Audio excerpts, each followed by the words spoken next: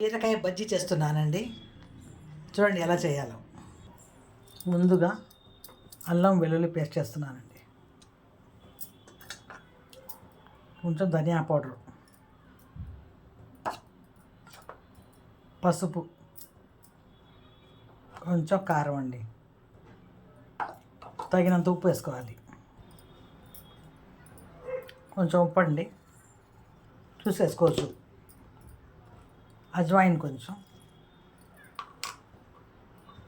తినే సోడా కొంచెం. ఇప్పుడు మొత్తం కలపాలి. కొంచెం వాము వేసానండి, కొంచెం నూనె వేస్తున్నాను.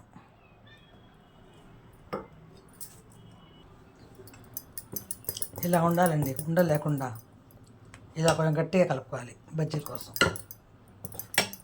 పిండి రెడీ. ముందుగా నూనె వేస్తున్నానండి బీరకాయ బజ్జీ కోసం. నూనె కాగాలి.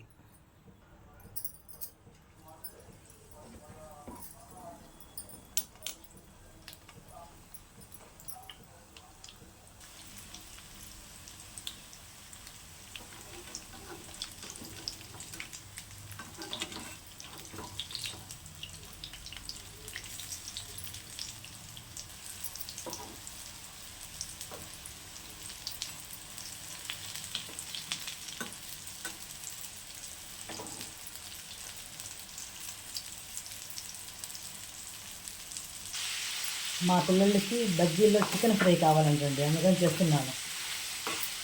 ఇంక చికెన్ వేసాను నూనెలో, బాగా ఉడకాలి.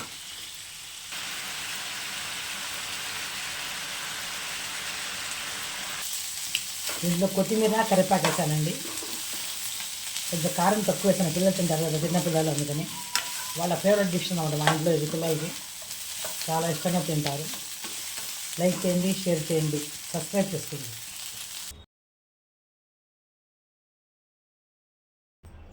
మా ఇంటి ఇఫ్తారీ అండి.